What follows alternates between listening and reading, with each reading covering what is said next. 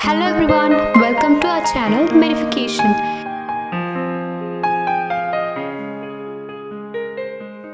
In today's video, you will get to know about HIV or Human Immunodeficiency Virus. HIV is a virus that affects immune system in our body. It was first discovered in USA in 1981. If we didn't treat HIV, it will eventually lead to AIDS, that is acquired immunodeficiency syndrome. And this virus belongs to the lentivirus subgroup of the family Retroviridae. Besides HIV, many other immunodeficiency viruses are also present. In primates, HIV type 1, type 2, SAIDS, or simian immunodeficiency virus causing simian AIDS. In non-primates, FAIDS is there, that is a feline T lymphotropic virus causing feline AIDS. Now let's study the structure of the virus. As I have said, these are retrovirus in which they have spherically shaped envelope in which they enclose icosahedral nucleocapsid, which in turn encloses ribonucleoprotein. They also has a genome in which they are composed of, the genome is composed of two identical single-stranded RNA with a reverse transcriptase enzyme. Please note, reverse transcriptase enzyme is a characteristic feature of the retrovirus. It also has a lipoprotein envelope.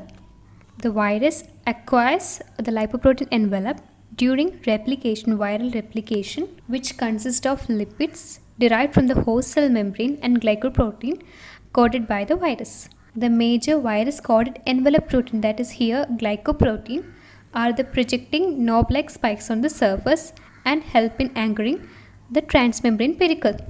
Transmembrane pericle causes cell fusion, that is a fusion of the host cell with the virus. Now let's see the viral gene and the antigens. There are three structural genes, that is GAG, POL and ENV. GAG is a polyprotein, POL is a reverse transcriptase enzyme, and ENV is the envelope protein. Product of these genes, both structural and non-structural, act as antigens. Detection of these antigens and their antibodies is useful for diagnosis and prognosis of HIV infection. In the structure, the envelope consists of a lipid bilayer. It has a GP, that is glycoprotein 120 and glycoprotein 41. Please note this GP120, which is the principal envelope antigen, interact with the host cell bearing CD4 plus T cells. Then the glycoprotein 41 or the GP41 fuses the viral envelope with the target cell membrane. Then the nucleocapsid protein, that is P18. Then the principal core antigen, that is P24, help in detecting infection, HIV infection, even before the antibodies appear. Decline of the free anti-P24 antibody and the reappearance of the P24 antigen in circulation indicate the exacerbation of the illness or making the situation more worse. Then I said about the POL, which is a reverse transcriptase. Then the POL gene codes for polymerase reverse transcriptase enzyme and other viral enzymes, that is protease and endonuclease. It is expressed as a precursor protein which is cleaved into protein P31, P51 and P66. They do not have any diagnostic or prognostic significance. The HIV is a thermolabile. It can be activated in 10 minutes, 60 degrees Celsius by treatment with ethanol, isopropanol, isol and paraformaldehyde. Now let's study the pathogenesis of the HIV. It has a few steps, that is binding, fusion, reverse transcription, integration, replication, assembly and budding. The virus is transmitted by blood and semen through sexual activity, blood transfusion or the vertical transmission from mother to fetus. Infection is acquired when the virus enters the blood or tissue of the person and come into contact with the suitable host cell bearing CD4 lymphocytes. To infect cell, HIV protein envelope, that is glycoprotein 120, bind to the primary cellular receptor CD4 and then to the cellular co-receptor, that is CXCR4 for T cells and CCR5 for macrophages.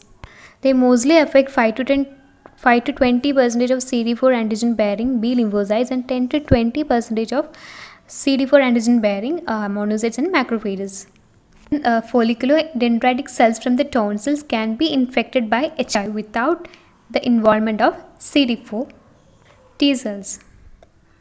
Macrophages can include the alveolar macrophages in lungs, Langerhans cells in dermis, glial cells, and macroglia cell in CNS. We saw the first two steps, that is binding and the fusion. Now let's see how reverse transcriptase works.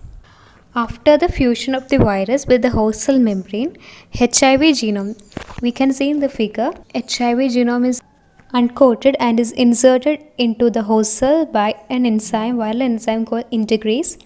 Then the viral reverse transcriptase help in the transcription of the RNA into double-stranded DNA, which is integrated into the genome of the infected cell. Now the host cell transcription and the translation machinery has been exploited to generate the viral proteins, that is GAG, POL and ENV. The primary pathogenic mechanism in HIV infection is the damage to the CD4 T lymphocyte, that is T4 cell decrease in number. Then humoral mechanism is also affected, so that AIDS patients are unable to respond to new antigens. Then the diagnosis, the first diagnosis is done by ELISA and it is confirmed with Western blot.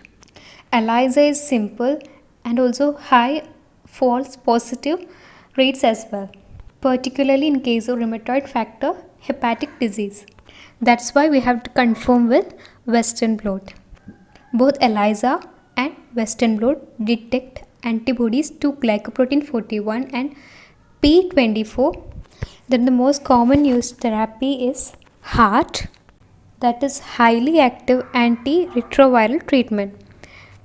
It leads to the complete suppression of the plasma viremia. Opportunistic infection rates are also decreased.